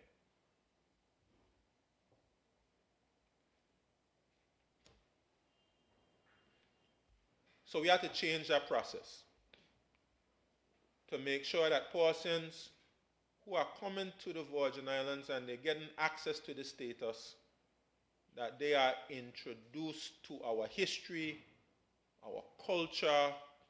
You have to demonstrate a commitment beyond just your job that you're being paid for, beyond the job.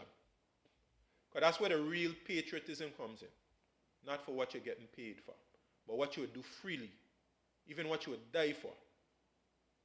That's where the real patriotism comes in. And, Madam Speaker, I have to say to you that over the years we've had those persons.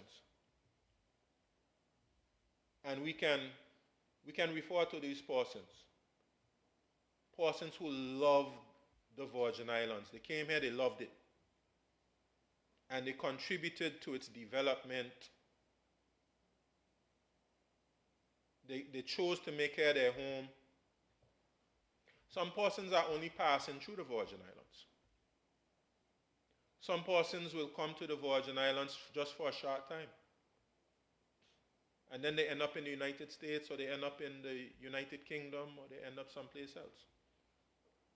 They only come in here for a short time. Some persons, you couldn't get them to, you couldn't drag them away from the Virgin Islands. They go back to their home of origin, and they feel uncomfortable back home. They come back to the Virgin Islands. They want to be back in the Virgin Islands.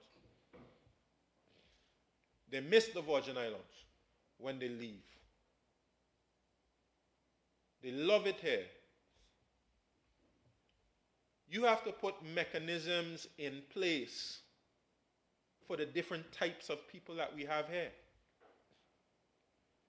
And you have to set the bar higher than it has been before.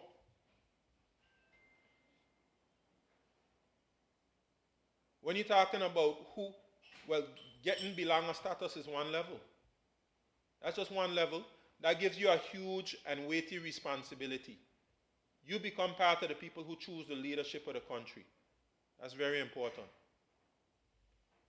That's very important. That's a weighty responsibility. That's not something to take lightly. But then when you talk about actually being a leader in the country, that's an even higher bar. That's an even higher standard that you have to achieve.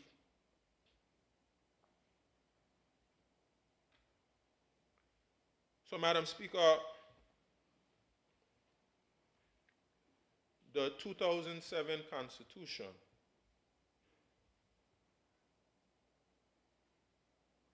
it was decided in the 2007 Constitution that we have a concept called Virgin Islander. As far as I know it, I have to be corrected if I'm wrong, it didn't exist before. But there's a concept of a Virgin Islander who, to run for office, and not just run for office, I think it applies to Attorney General, it applies to the Deputy Governor, it applies to, I believe, to the Cabinet Secretary. Huh? Deputy Governor and Cabinet Secretary. No? I gotta look that one up. Yeah, it should have been right now. I have to look that up. Not to say I don't trust you, but it says that to be considered for these positions, you have to have a grandparent who was a person who belonged to the territory by birth or descent.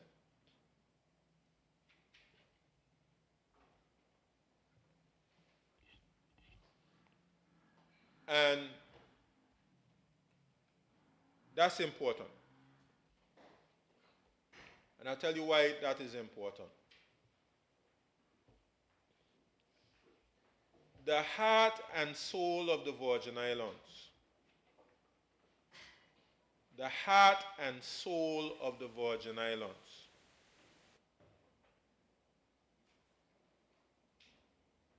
is really, the core of the Virgin Islands is really those 5,000 to 6,000 persons after slavery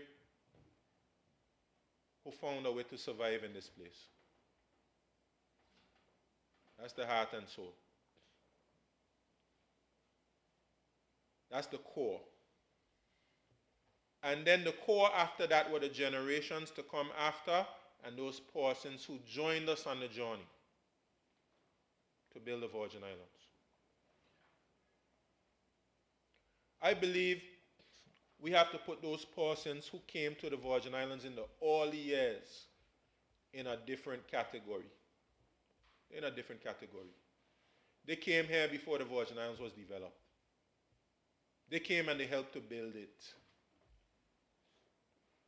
They came and they made their contribution to the national development before things were going well here.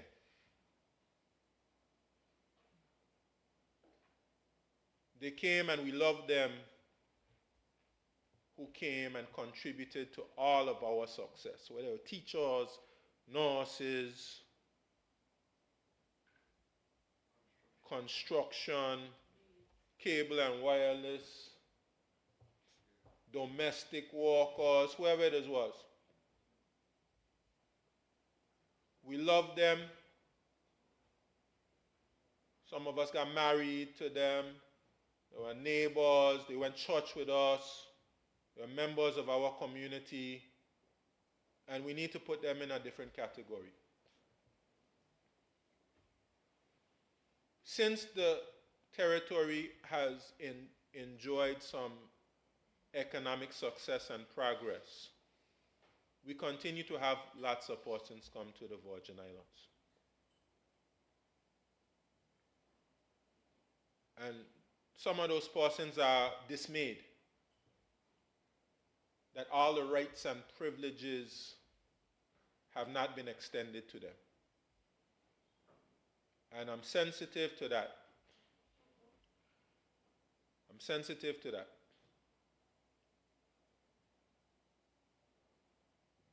But I would say as gently as I can to them that we should all take our time.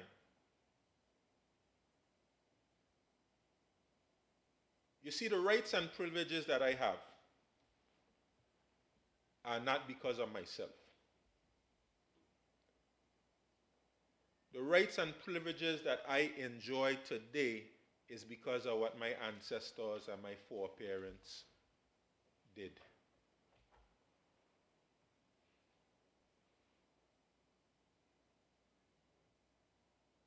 So all of them, we would have gone to the funeral of Emma Jean Cricky. And then whenever I go to a funeral, I love to read the booklet.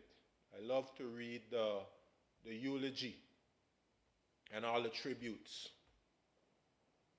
especially for persons who've been around for a long time. And then, whenever you read those persons who've been here, who'd have been alive since the 20s and the 30s, in the case of Mrs. Emma Jean Cricky, since 1919. Whenever you read their story, you see what the Virgin Islands was like. And you see what they brought us through. You see what they were able to do to give us what we have today. The other day, my aunt passed away. And you read the eulogy, even things I didn't know about, and you see what they went through for me to be where I am today. See the Jenny Wheatleys, and we all could go through all our families, our parents and our grandparents, and you see what they went through for us to have what we have. So I will just say, slow down. Take an opportunity to appreciate what those who've come before have put in. Sit down and learn about these great Virgin Islanders and what they've put in for us to be where we are today. And just in case anybody misunderstands, study all of those persons who came here in the early years, from wherever they came from. Recognize the contribution that they made to the development of these Virgin Islands. Before we get in a rush to have all the rights and privileges of Virgin Islanders extended to whosoever may come.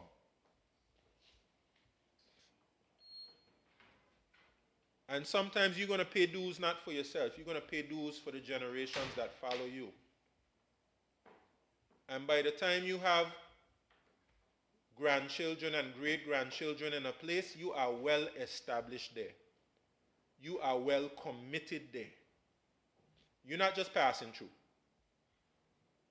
You are firmly rooted in that place.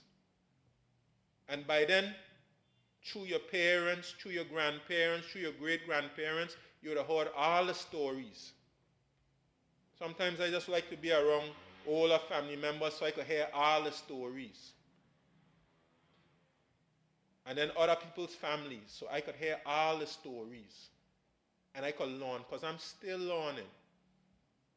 And I'm surrounded by Virgin Islanders who have made a contribution to this territory, and I'm still learning.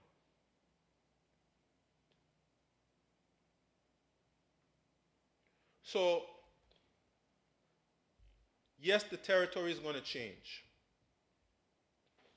But as much as possible, we have to make sure that the core remains. The heart and soul of the Virgin Islands remains. That the culture that developed out of our survival here in these islands when we didn't have anything, that the love that we shared to each other, the good morning, the good afternoon, the caring about the people in your community, the taking the mangoes and the soursop to your neighbor, the way that we struggle together, that is the soul, and that is the core of these Virgin Islands. Take some time to recognize and understand that before you are placed in a position of authority, power, and control. So that by the time you get into a position where you can be a legislator, a minister, or even the premier, everybody knows what you're fighting for. You're fighting for the continuation of this journey that we have been on. Understand the journey that we've been on. And when you are in a position of power and authority, use that power and authority to further the interests and aspirations of the people, to continue along that journey.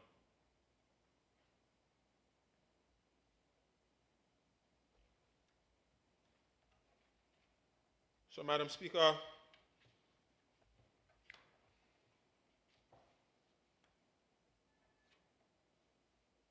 I would say, even though it's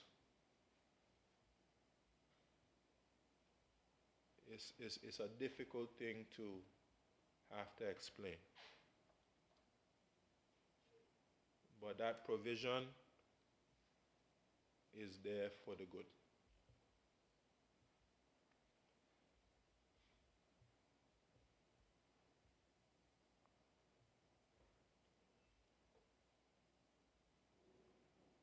Madam Speaker, that is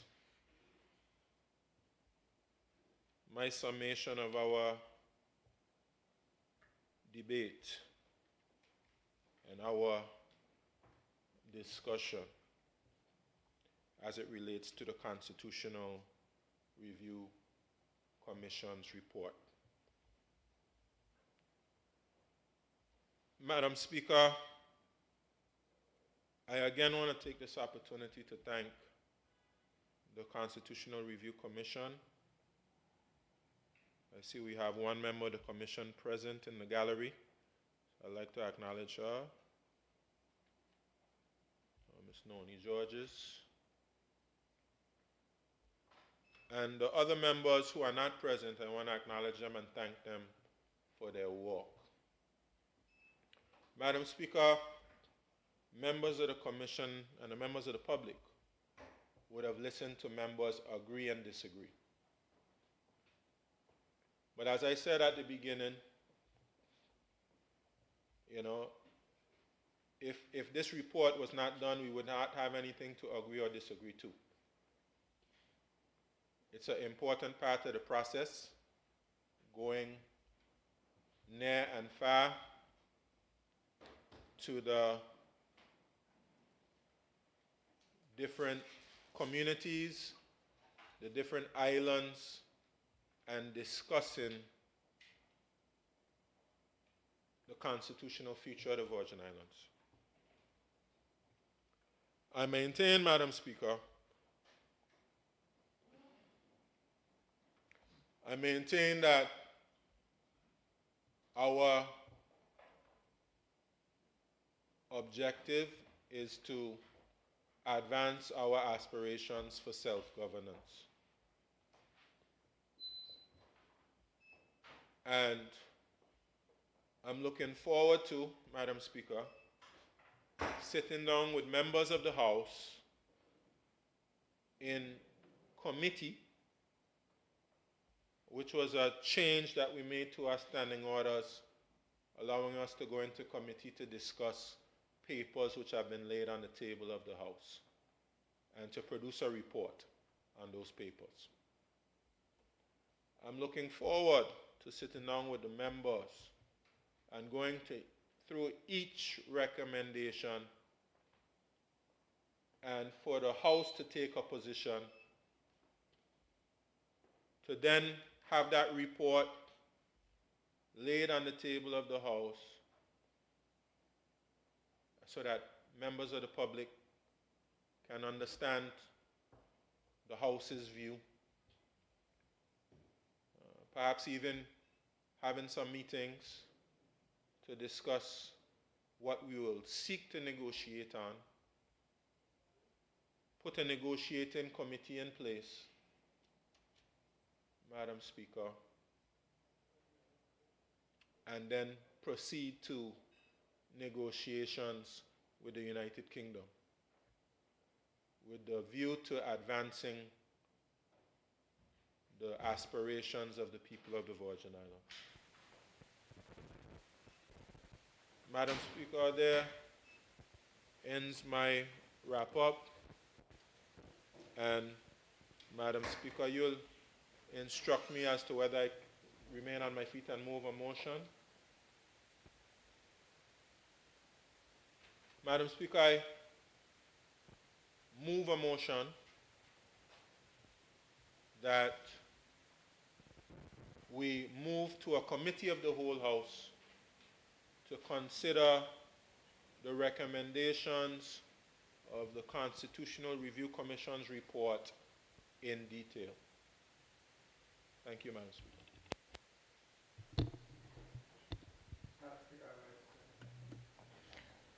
Thank you. Honorable members, pursuant to Standing Order 14A of the House of Assembly of the Virgin Islands, the report now stands committed to a committee of the whole House to consider it. House is now in committee.